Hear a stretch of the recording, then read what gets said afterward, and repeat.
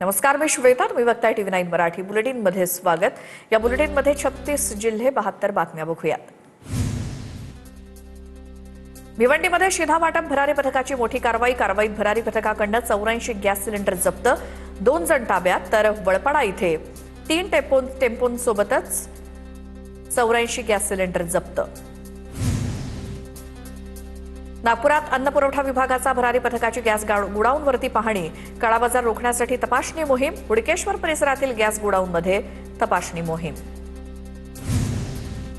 वर्ध्यातील हिंगणघाट इथल्या नांदगाव चौकातील 5 हॉटेल व्यावसायिकांवरती कारवाई. हॉटेलमधून 7 घरगुती सिलेंडर जप्त केले. अन्न पुरवठा विभागाची कारवाई. जालन्यामध्ये अन्न आणि नागरी पुरवठा विभागाची छापेमारी. जालना जिल्ह्यामध्ये 59 घरगुती सिलेंडर जप्त.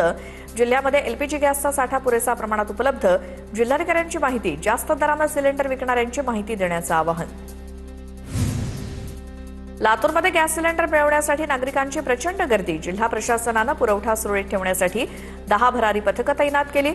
घरगुती गॅस सिलेंडर वापरणाऱ्या हॉटेलवरती तहसीलदारांकडून औसामध्ये कारवाई. रायगडमध्ये पोलीस बंदोबस्तात घरगुती सिलेंडरचं वितरण. गॅस सिलेंडरसाठी ग्राहकांची मोठ्या प्रमाणात गर्दी. पेण इथल्या भारत गॅसच्या वर्धन एजन्सी बाहेर पहाटेपासूनच नागरिकांच्या रांगा. ठाण्यामध्ये गॅस पुरवठा साखळीवरती विशेष समितीची करडी नजर. समितीमध्ये पोलीस प्रशासन, जिल्हा पुरवठा अधिकारी तसंच सरकारी तेल कंपन्यांचे प्रतिनिधी असणार. ठाणे जिल्हा प्रशासनाचा 24 तास नियंत्रण कक्ष. रायगड जिल्ह्यात गॅसचा पुरवठा सुरळीत. अफवांवरती विश्वास न ठेवण्याचे जिल्हाधिकाऱ्यांचं आवाहन. घरगुती गॅसचा व्यावसायिक वापर आढळल्यास कठोर कारवाई. नाशिकमध्ये गॅस तुटवड्यावरील उपाययोजनेसाठी विशेष आपत्ती व्यवस्थापन कक्ष स्थापन. जिल्हाधिकारी कार्यालयात कक्षाची स्थापना, तर तक्रारींसाठी टोल फ्री क्रमांक जाहीर करून नागरिकांना थेट संपर्क साधण्याचं आवाहन. अमरावतीच्या ग्रामीण भागात सिलेंडर घेण्यासाठी सकाळपासून ग्राहकांच्या रांगा. चांदूर बाजार इथल्या कल्पना HP गॅस एजन्सी समोर भर उन्हात सिलेंडर घेण्यासाठी ग्राहकांची मोठी गर्दी. आखाती देशातील युद्धाचा एलपीजी गॅस दरावर देखील परिणाम. इंधन तुटवड्यामुळे मिरज शहरातील 2 पंप बंद. एकाच पंपावरती गॅस भरण्यासाठी रिक्षांच्या तब्बल 1.5 ते 2 किलोमीटर लांब रांगा. धुळ्यामध्ये एलपीजी गॅस भरण्यासाठी वाहनांच्या रांगा. रात्रभर थांबून देखील गॅस मिळत नसल्यामुळे वाहनधारक संतप्त. एलपीजी गॅस वाहनामध्ये भरण्यासाठी वाहनधारक ठाण मांडून. वाशीमध्ये 3 दिवसांपासून सर्व्हर डाऊनमुळे गॅस बुकिंग ठप्प. एजन्सी बाहेर ग्राहकांच्या रांगा. जिल्हा प्रशासनानं तांत्रिक समस्या तातडीनं दूर करून गॅस वितरण सुरळीत करण्याची मागणी. भंडाऱ्यात गॅस गोडाऊन बाहेर नागरिकांची प्रचंड गर्दी. तासनतास रांगेत उभे राहूनही सिलेंडर मिळत नसल्यामुळे नागरिक हैराण. गॅस सिलेंडर ब्लॅकनं विक्री होत असल्याची तक्रार, तर सिलेंडरचा तुटवडा नसल्याचा जिल्हाधिकाऱ्यांचा दावा. युद्धजन्य परिस्थितीमुळे मनमाड प्लांटमधील गॅस सिलेंडर पुरवठ्यावरती मोठा परिणाम. एकाच फिलिंग पॉइंटमुळे गॅसचा तुटवडा. प्रशासनाकडून कोटा कमी करून परिस्थिती हाताळण्याचं नियोजन. युद्धामुळे तांदळाची निर्यात थांबल्यामुळे गोंदियातील राईस मिल उद्योग डबघाईला. 15 दिवसांपासून निर्यात बंद असून बाजारपेठेत तांदळाचे दर कोसळल्यामुळे व्यापाऱ्यांचं मोठं नुकसान. रत्नागिरीत उदय सामंतांची हॉटेल व्यावसायिकांसोबत बैठक. जिल्हाधिकारी आणि जिल्हा परिषदेचे CEO यांच्यासोबत सामंतांची बैठक.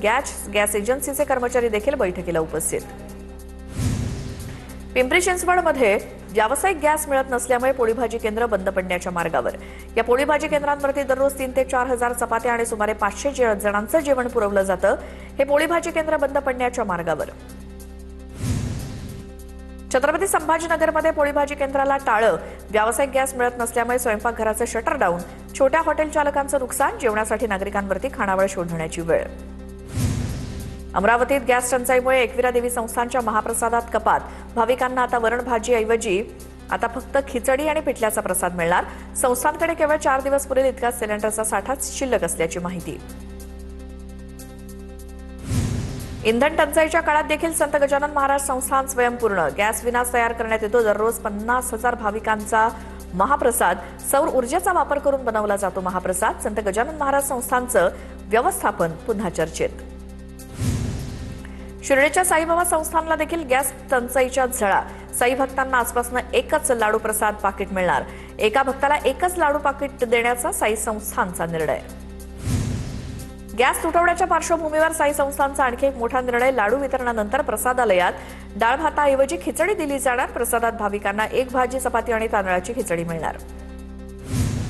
राज्यभरामध्ये गॅसचा तुटवडा असताना छत्रपती संभाजीनगरमध्ये अभिनव उपक्रम. छत्रपती संभाजीनगरातील 165 शाळांमध्ये सोलार यंत्रणेमुळे जेवणाची व्यवस्था सुरळीत. तब्बल 40,000 विद्यार्थ्यांसाठी सौर ऊर्जेवर खिचडी बनवण्यात आली.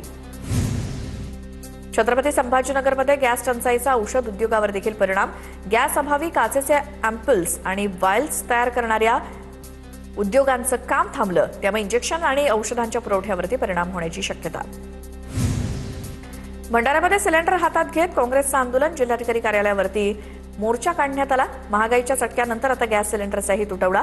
पंतप्रधान नरेंद्र मोदींविरोधात घोषणाबाजी. नागपुरात व्यावसायिक गॅस सिलेंडर मिळत नसल्यामुळे पोलीस कॅन्टीनमध्ये सुरू झाली डिझेल भट्टी. 4 दिवसांपासून 90 रुपये लिटरचं डिझेल खरेदी करून डिझेल भट्टी सुरू. पुण्यामध्ये गॅस मिळत नसल्यामुळे हॉटेल व्यवसायावरती परिणाम. भाज्यांची मागणी घटल्यामुळे पालेभाज्यांच्या दरात 10 ते 20% घट. नागपूर विमानतळावरील कॅन्टीनमध्ये व्यावसायिक गॅस सिलेंडरचा तुटवडा. सिलेंडर नसला तरी विमानातील नाश्ता आणि स्टाफच्या जेवणाचा प्रश्न निर्माण होणार. कॅन्टीन चालकांकडून अन्न पुरवठा विभागाकडे सिलेंडरची मागणी. अमरावतीमध्ये गॅस सिलेंडरसाठी ग्राहकांनी आगाऊ बुकिंग करू नये. अमरावती जिल्हाधिकाऱ्यांचं नागरिकांना आवाहन. ग्राहकांना गॅस सिलेंडरची घरपोच सेवा देण्यासाठी यंत्रणा राबवणार. पुण्यात घरी जाऊन सिलेंडरचं वाटप करण्याच्या जिल्हाधिकाऱ्यांच्या सूचना. मात्र आजही गॅस सिलेंडरचे रस्त्यावरती वाटप सुरू. पुण्यातील सिंहगड रस्त्यावरती गॅस सिलेंडरसाठी ग्राहकांची गर्दी. राजकारणामध्ये पुष्पा स्टाईलची गरज नाही. आम्ही जन्मापासून झुकत नाही. सांगलीतील कार्यक्रमात मंत्री उदय सामंतांची फटकेबाजी. गौरव नायकवडींच्या वाढदिवसानिमित्तच्या कार्यक्रमात ते बोलत होते. आखाती देशातील युद्धाचा उत्तर पुणे जिल्ह्यातील केळी उत्पादकांना मोठा फटका. 1700 एकरवरील केळीचं पीक धोक्यात आलंय.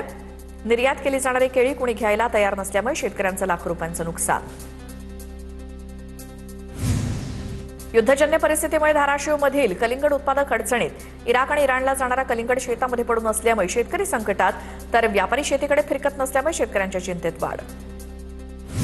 आखाती देशातील युद्धामुळे बीडच्या आनंदवाडी शिवारातील केळी उत्पादकांवरती संकट. युद्धजन्य परिस्थितीतील निर्यात फटक्यामुळे केळी कमी दरानं विक्री करण्याची वेळ. अमेरिका, इस्रायल आणि इराण युद्धाचा कांदा निर्यातीवरती परिणाम. येवला बाजार समितीत कांद्याचे दर कोसळले. कांद्याला कमाल 1001 ते किमान 150 तर सरासरी 600 ते 700 रुपयांचा दर. प्रति क्विंटल 1000 रुपयांच्या अनुदानाची मागणी. साताऱ्याच्या आरळे गावातील हळद उत्पादक यांना युद्धाचा फटका बसलाय. हळदीचा बाजारभाव घसरल्यामुळे शेतकऱ्यांची कंबर मोडली आहे. प्रशासनानं शेतमालाला हमीभाव निश्चित करावा. व्यापाऱ्यांच्या मनमानीला लगाम लावावा अशी मागणी शेतकऱ्यांनी केली आहे. राज्यातील गॅस तुटवड्यामुळे पंढरपुरातील भाजी मार्केट देखील ओस पडल्याचं चित्र आहे. ग्राहक नसल्यामुळे भाजी मंडईत शुकशुकाट. केवळ 10% विक्री झाल्यामुळे उर्वरित भाजीपाला जनावरांना टाकण्याची वेळ विक्रेत्यांवरती आली आहे. निर्यातीमध्ये अडचण येत असल्यामुळे पुण्याच्या चाकण मार्केटमध्ये कांद्याच्या 50,000 पिशव्यांची आवक. पण निर्यात बंद असल्यामुळे कांदा उत्पादक शेतकऱ्यांना मोठा फटका. युद्धामुळे बाहेर देशात होणारी कांद्याची निर्यात ठप्प. नंदुरबारमध्ये शेतमालाच्या दरामध्ये मोठी घसरण. नंदुरबारमधील शेतकरी संकटात. केळी आणि पपईला भाव नसल्यामुळे शेतकऱ्यांची चिंता वाढली. बाजार समित्यांमध्ये गहू आणि हरभऱ्याचे दर घसरले. युद्धामुळे शेतकऱ्यांचंही गणित बिघडलं.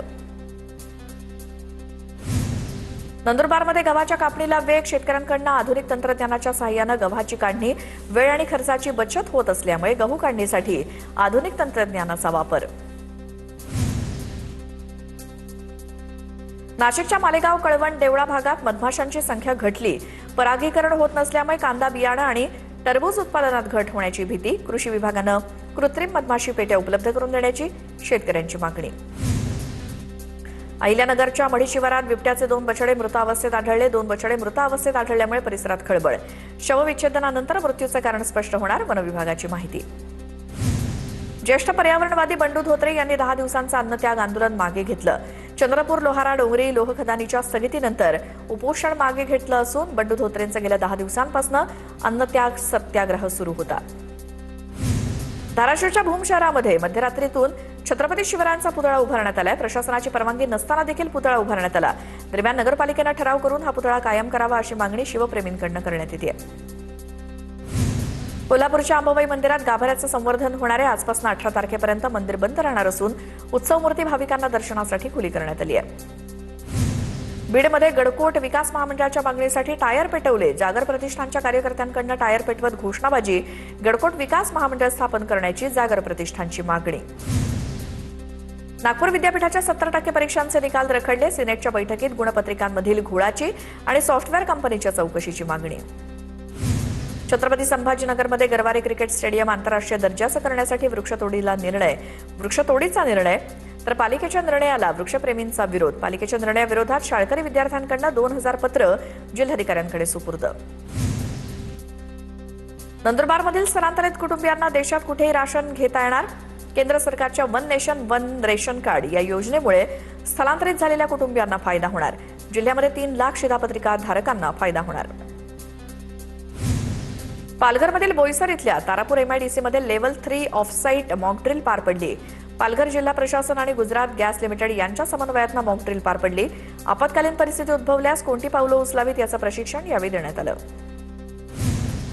सांगलीमध्ये आयपीएस सुपुत्राची हत्तीवरनं जंगी मिरवणूक काढण्यात आली. आटपाडीचे सुपुत्र प्रवीण कोळपेंच्या लोकसेवा आयोगाच्या परीक्षेतल्या यशानंतर काढण्यात आलेल्या मिरवणुकीत आमदार गोपीचंद पडळकरांच्या उपस्थितीत हत्तीवरनं साखर वाटण्यात आली. जलतरा मिशन अंतर्गत पालघरच्या सोनोपंत दांडेकर महाविद्यालयामध्ये रेन वॉटर हार्वेस्टिंगचा प्रात्यक्षिक. अंतर्गत पाणी संवर्धनासाठी तज्ज्ञ सुभजित मुखर्जी यांनी संस्थेचे अध्यक्ष सचिन कोरे, प्राचार्य किरण सावे, डॉक्टर पोळ, डॉक्टर जयस्वाल यांच्या सहकार्यानं विद्यार्थी आणि शिक्षकांना जलसंवर्धनाचं महत्त्व प्रात्यक्षिकाद्वारे सांगितलं. नागपुरात वारी एनर्जीज लिमिटेड या कंपनीच्या 10 गिगावॅट एकात्मिक सौर इनगॉट आणि वेफर उत्पादन प्लांटचं भूमिपूजन. बुटीबोरीमधील विस्तारित एमआयडीसीमध्ये मुख्यमंत्री देवेंद्र फडणवीस यांच्या हस्ते भूमिपूजन. 8,000हून अधिक रोजगाराच्या संधी उपलब्ध होणार. अमरावतीमध्ये तापमानाचा पारा 40 अंशांच्या वर. वाढत्या तापमानामुळे आंबिया बहरातील छोट्या संत्र्यांना गळती. भूजल पातळी कमी झाल्यामुळे आणि ऊन वाढल्यामुळे संत्रा उत्पादक शेतकरी संकटात. पश्चिम विदर्भात पाणी प्रकल्पातील जलसाठ्यात मोठी घट. पश्चिम विदर्भातील सर्वात महत्त्वाच्या अप्पर वर्धा धरणामध्ये 57% जलसाठा तर बुलढाण्यातील खडकपूर्णा प्रकल्पामध्ये 34% जलसाठा शिल्लक. अहिल्यानगरमधील बेकायदेशीर मद्यविक्री दुकानाविरोधात शिवसेनेचे आशुतोष डहाळे आक्रमक. दुकान रद्द न केल्यास उपोषणाला बसणार. शिंदेंच्या शिवसेनेचे तालुका प्रमुख आशुतोष डहाळे यांचा इशारा. बदलापुरात महिलांच्या सुरक्षेसाठी दामिनी पथकाची स्थापना. महिलांना तात्काळ मदत मिळावी आणि शहरात गस्त वाढवावी यासाठी स्वखर्चातनं उपनगराध्यक्षांकडनं पथकाला 2 दुचाकी दिल्या. पिंपरी चिंचवड शहरातील आदिवासी मुलांच्या शासकीय वसतिगृहातील विद्यार्थ्यांना दूषित पाणी प्यायल्यामुळे विषबाधा. 20 पेक्षा अधिक मुलांना विषबाधा झाल्याचं समोर.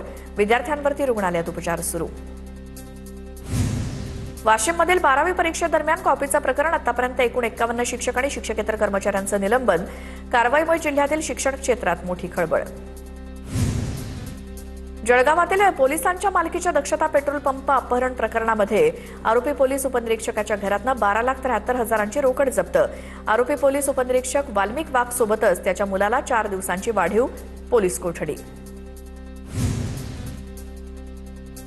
बीडच्या साक्षी कांबळे आत्महत्या प्रकरणाला 1 वर्ष पूर्ण. 1 वर्ष उलटूनही न्याय न मिळाल्यामुळे कुटुंबाकडनं एसआयटीची मागणी. आत्महत्येस प्रवृत्त केल्याप्रकरणी एका आरोपीच्या विरोधात गुन्हा दाखल.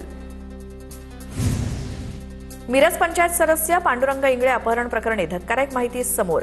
शिंदे गटाचे महानगर प्रमुख मोहन वनखंडे यांचा अपहरण प्रकरणामध्ये समावेश. अपहरणामुळे भाजप शिंदे सेनेची सत्ता बसू शकली नाही. जळगावात खासगी व्हिडिओ व्हायरल करण्याची धमकी देत अल्पवयीन विद्यार्थिनीचा विनयभंग. पीडितेकडनं जिल्हा पेठ पोलीस ठाण्यामध्ये गुन्हा दाखल. आरोपी तरुणाला पोलिसांकडनं अटक. रत्नागिरी शहरातील राजेवाडा परिसरामध्ये माणुसकीला काळीमा फासणारी घटना घडली. एका अल्पवयीन मुलावर अनैसर्गिक लैंगिक अत्याचार. या कृत्याचा व्हिडिओ सोशल मीडियावर व्हायरल. या प्रकरणी रत्नागिरी पोलिसांनी दोघांना ठोकल्या बेड्या. सोलापूरच्या करमाळ्यात अंमली पदार्थ विरोधी कारवाई. पोलिसांनी एमडी ट्रकसह एकाला ठोकल्या बेड्या. कारवाईमध्ये करमाळा पोलिसांना 44,600 रुपयांचा मुद्देमाल जप्त. नांदेड